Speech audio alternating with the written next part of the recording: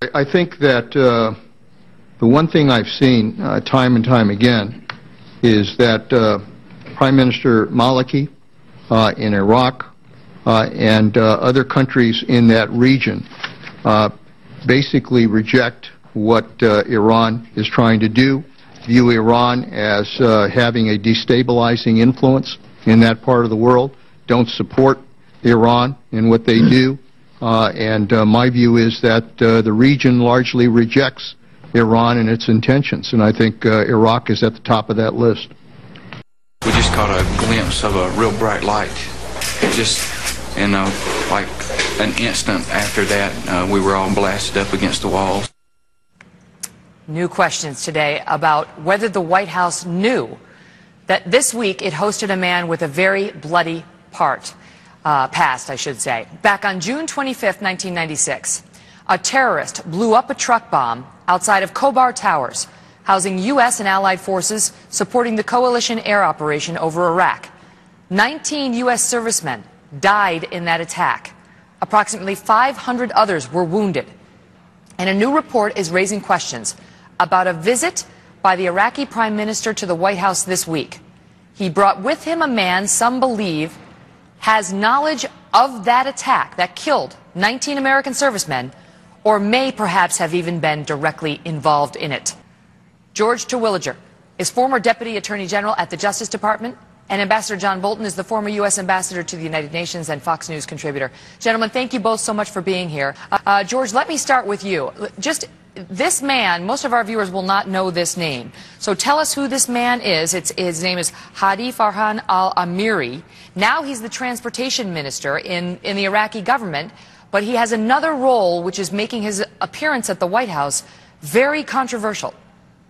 Well, Megan, according to many sources, from former FBI Director Louis Freeh to intelligence sources, public reporting, Al-Amiri has a long history of, in fact, being an agent of Iranian interests, and specifically the Revolutionary Guard. He was arrested by Iraqi officials in December of 2006, so this is not ancient history, with the Badr forces who were engaged in fomenting a lot of the unrest that took place, the sectarian violence in Iraq at the time.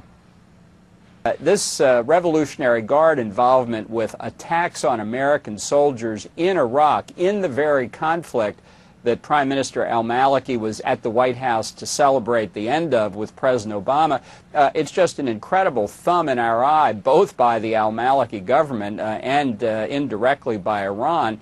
George, you mentioned Louis Freeh, who served as the FBI director during the Clinton administration. Now, he came out and said it is shocking that they would bring him, that al-Maliki would include Mr. Al-Amiri in his visit to Washington, and said this group, of course the Iranian Revolutionary Guard, has been involved in countless acts of terrorism, and went on to say that as a senior leader in that group, this guy Amiri, who was at the White House on Monday, would have to have known about the Khobar Tower attack. He would have known the general who conducted the operation, and there is a real question about whether this guy wasn't sitting in the FBI offices being cross-examined as opposed to in a position of, you know, access and some would argue honor at the White House. Well, I think Ambassador Bolton is right. It's an affront, and it's an affront to a lot of people. Megan, right now I represent the diplomatic personnel and military personnel who the Revolutionary Guard took hostage at our embassy in Tehran in 1979. Every time the Congress has tried to give them their day in court to get redress against Iran, the administration has stepped in and gotten their way. Imagine how they feel to understand that this man is at the White House. And I think there's a larger political issue here that harkens back to 1979. The Carter administration paid a price for the failure of its policy in dealing with Iran. This administration has had a policy of constructive engagement with Iran that seems to be getting us nowhere. The victims of that Khobar Towers attack are expressing serious outrage. One gentleman, William Schooley, who survived the bombing, came out and said, quote, "Outrage at the visit to the White House really doesn't describe what I feel. He went on to say, I watched outstanding airmen die that night and witnessed horrific carnage.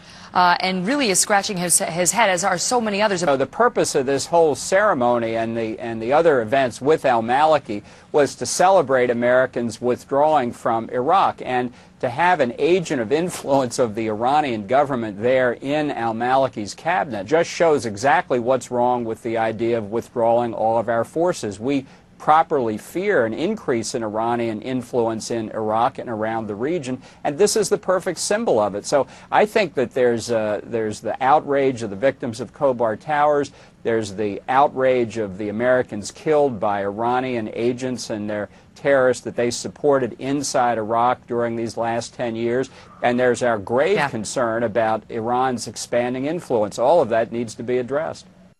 I think that the one thing I've seen time and time again is that Prime Minister Maliki in Iraq and other countries in that region basically reject what Iran is trying to do, view Iran as having a destabilizing influence in that part of the world, don't support Iran in what they do, and my view is that the region largely rejects Iran and its intentions, and I think Iraq is at the top of that list.